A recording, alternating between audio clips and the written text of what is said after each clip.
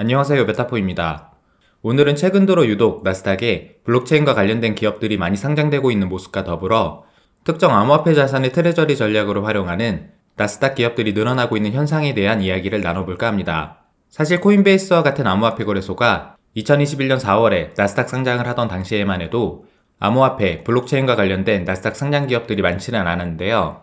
최근에는 블록체인 기업으로 유명한 애니모카 브랜드의 나스닥 여갑병 우회 상장 소식뿐 아니라 블록체인과 관련이 크지 않은 일반적인 나스닥 기업에서도 암호화폐를 트레저리 전략으로 활용하는 기업들이 거의 매주 새롭게 공개되고 있을 정도로 전통적인 금융시장으로 불리는 나스닥에 블록체인 기술은 자연스럽게 스며들고 있는 추세입니다. 우리가 흔히 전통적인 금융시장이라 부르는 자산들은 흔히 예금이나 주식, 채권, 부동산, 펀드와 같은 제도권 금융 시스템 안에서 운용되고 있는 자산들인데요. 가상화폐, 가상자산이라 불리던 신흥 디지털 자산군이 대표적인 전통금융자산이라 불리던 나스닥 기업에서 하루가 다르게 녹아들고 있고 품어지고 있는 것이 지금의 현실이라 하겠습니다. 현재 나스닥에 상장되어 있는 블록체인 관련 기업들을 살펴보면 대표적인 블록체인 트레저리 전략 기업으로는 마이크 세일러의 마이크로 스트래테지가 보여준 비트코인 DAT, 즉 디지털 에셋 트레저리 전략의 성공에 힘입어서 수많은 나스닥 기업들이 비트코인을 트레저리 전략으로 활용하고 있는데요. 예시로 도널드 트럼프 대통령이 장남, 에릭 트럼프가 공동 창립한 아메리칸 비트코인이라는 나스닥 기업 역시도 꾸준히 비트코인을 사들이면서 채굴까지 겸하고 있습니다. 이러한 비트코인을 기반으로 하는 DAT 전략은 이더리움, 리플, 솔라나 등으로 확장되고 있으며 특히 이더리움을 핵심 트레저리 전략으로 삼고 있는 비트마인은 꾸준히 이더리움의 보유량을 확대하면서 이더리움 기준으로 글로벌 1위의 트레저리 보유 기업으로 알려졌습니다. 다음으로는 밑달러 패깅의 스테이블코인, USDC 발행사로도 많이 알려져 있는 서클 인터넷 그룹 역시 나스닥 상장사이며 테슬라, 트럼프 그룹 또한 비트코인을 각각 1만 개 이상 보유한 것으로 알려져 있고 블랙록이 비트코인 ETF를 주도한다는 점에서도 최근 블록체인 기술과 암호화폐는 빠르게 제도권 금융자산 안으로 깊숙하게 연결되고 있습니다. 암호화폐 트레저리 전략을 통해서 기존 나스닥 상장 기업들이 블록체인 영역에 다양하게 녹아들기 시작하는 것에 더해서 기존 웹3 업계에서 선도적인 기업들이 나스닥에 우회 상장하는 모습도 인상적인데요.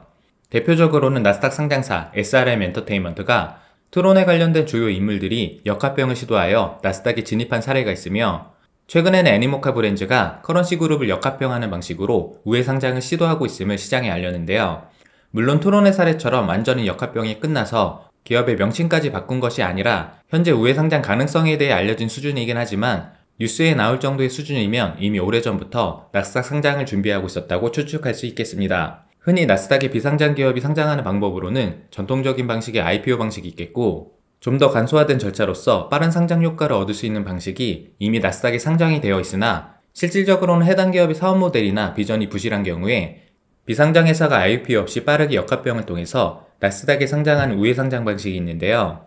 기존의 웹3 기업이 이와 같이 나스닥에 상장을 시도하는 모습들은 나스닥이라고 하는 제도권 금융의 카테고리 안으로 들어오면서 이제는 더 이상 웹3, 블록체인 기술이 비주류가 아닌 주류로서 인정받는 계기가 될 것으로 보입니다. 마치 국내에서도 네이버가 업비트의 두나무와 합병 가능성에 대한 소식으로 떠들썩했던 것처럼 시대적 상황은 전통금융시장과 웹3 시장의 니즈가 서로 부합하고 있는 현상이 다양하게 나타나고 있습니다. 쉽게 말해서 웹3는 전통적인 자본시장 안으로 들어오고 싶은 것이고 기존의 자본시장은 웹3 시장에 진출하고 싶은 것이죠.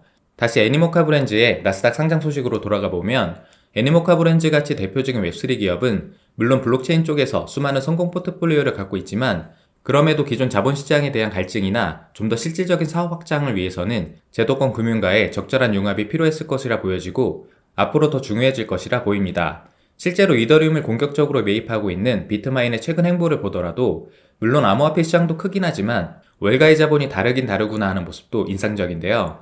결론적으로는 앞으로 웹3 기업들은 점진적으로 블록체인 시장에서만이 아니라 전통 금융시장으로 녹아들 수밖에 없을 것이며 또한 기존의 기업들도 자연스럽게 DAT 전략을 시작으로 다양한 형태로서 블록체인 기술을 받아들일 것으로 보입니다. 앞으로의 행보가 어떨지 계속 추적해보면서 소식 나눠보도록 하겠고 오늘 이야기는 이것으로 마치겠습니다. 감사합니다.